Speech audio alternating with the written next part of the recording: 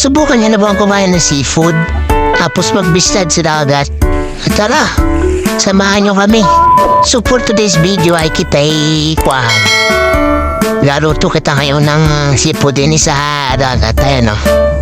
Kitang-kita niya naman ako nagapadalib din ng apoyen. Tapos siya naging lawin na ani kita ng bigas din sa kaldero. Tapos nilagyan na natin tubig yan.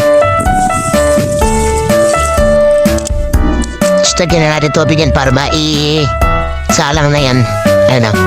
Tapos ayan, sinukat ko na ng middle finger ko yan mga para sakto sa tubig. Tapos ayan, ang lakas na pinadalit natin pwede ni mga pre. Ayan o. At sinala na natin sinaing. Waiting nila para maluto. Nais ko lang din ng gatong at gawa ng medyo tagalit ang Tapang kita'y naghahintay na maluto yung sinaing mga para. Ayan o.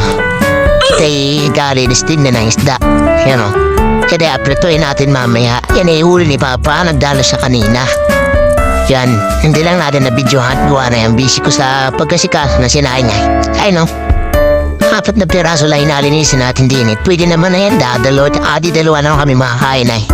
Ay nung kasya na sa amin yan. May hipong pa naman tayo tsaka kalimasag. Tapos yan, tapos na nga natin linisan. Tapos yan, nalagyan ko na ng asin dyan. Tapos pina-stick na tayo sa paglagay. Para talagang masarap pang lasa ng ating altoid. Ano?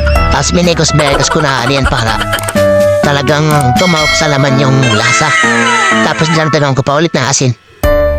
Tapos okay na yan, ano? Aratuin na lang natin yan, maya-maya. Ayos na to.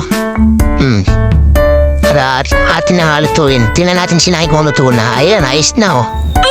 Medyo parang surugata. Mayari na naman kay mama nito eh. Itim na ng haldero. Tapos ayan si Papa nagaluto na ng hipon din eh. Yan ay huli niya kagabi eh. Nagsikpaw siya ng ng mga hipon kagabi. Habang nanghuli kami ng mga alimango. Hindi na nga tayo nag-vlog doon. Gawa ng quad. Paulit-ulit tayo sa kakadakba ng alimango tsaka kakadakot ng tilapia. Kaya ibang content naman ngayon natin ang gagawin. Seafood trip naman ito. Ayan o. At kung nakita niyo na yung yung hipon ay pula na luto na yan o. Tapos yan yung kunting kasag na huli natin. Yan iluto na rin ni Brian. Tapos sinahon na nga at gawa ng okay naman na sa tuna. Ayan o. Ayos yan mga paro. Kaya sarap ng mga ganiri. Talaga naman.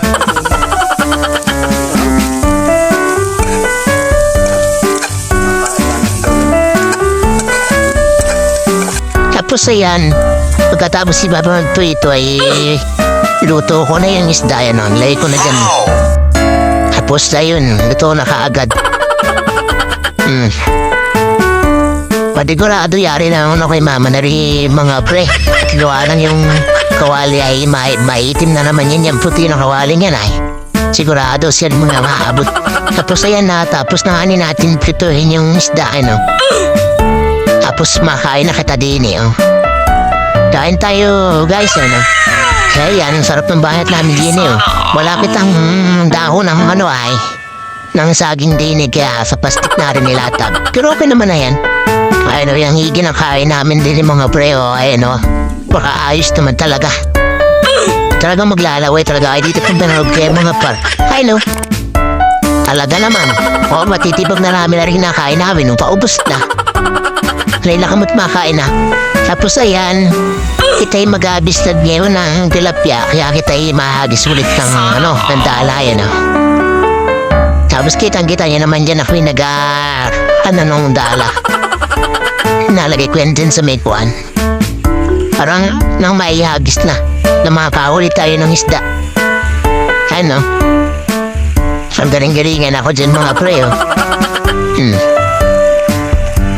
Tapos yan, nahagis ko na nga yan. Tingnan natin kung makahuli nga ni.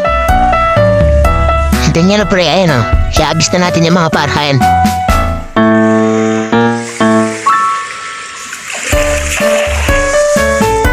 Yan, pilig sa paghata ko, sigurado yan, dami ng huli natin din namumuti grabe. Tingnan yung mga pre. kulang-kulang kang 3 kilo ata yung huli natin. Hindi na ayos daw. Lalaki pa. Tama-tama rin. Ay no? Duro. Napaganda talaga ang dagat din sa lima. Talagang sagana sila sa tilapia din eh. At atin ang hangoyin yung kuan huli natin. At tanggalin natin sa lambat. Tingnan yung mga pre. Sa habis lang. Dede lang mo pang tanggal. Ay, nawag-wag lang. Hintikan pa ako matinik to na. Kaya nahuli natin ang dami-dami. Oh. Kulang-kulang 3 kilo rin yan. Gawa ng yan lalabad nung ibang tilapia dyan ay. Ay no. Ayos na rin yung maliliit yan ay inaating labis na rin maya-maya. Tapos papa naman yung sumubok mag-agis oh. Ano? At mukhang may huli rin sa akin. Tingnan natin. Ayos. Mukhang mabilis tayo makakapagparami isda ngayon.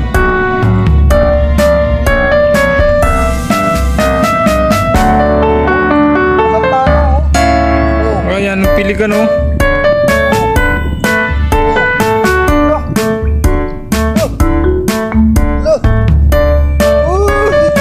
Sa yun, nakadali nga rin. Ang dami oh. Grabe.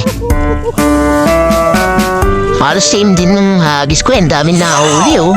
Iba-iba talaga pagpatay. Gawa lang yung isda eh. Bakit ay? Papunta sila sa tabi kaya yan ang dami oh. Nasaan sa pool natin yung dina nila. Ayos. Kauri na naman.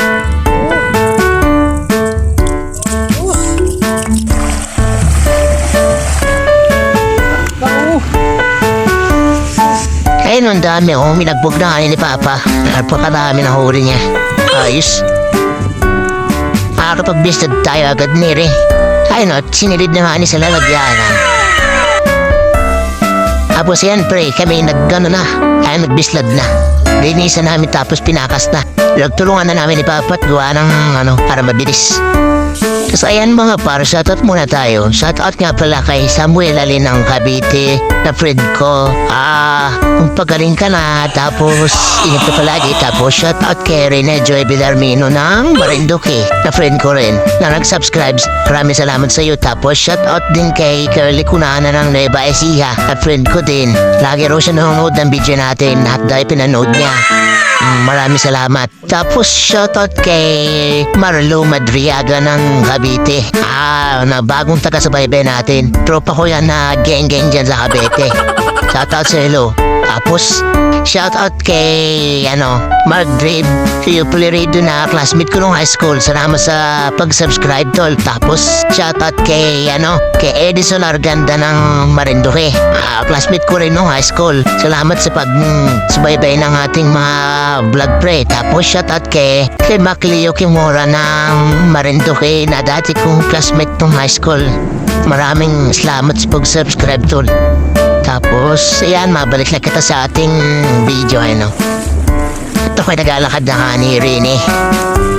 At pinawin na natin yung ating benslad at kuha nang hindi naman nahilit masyado. Kalangaan sa tuyo rin mga par. Pero atin ang hanay nito. To, hindi naman na yan pagkarating doon sa bahay. Pwede naman na yan, masarap naman na yan. Naligpit ko na hanay, Mga 1 kilo, hindi na rin mga paro. Ayos na.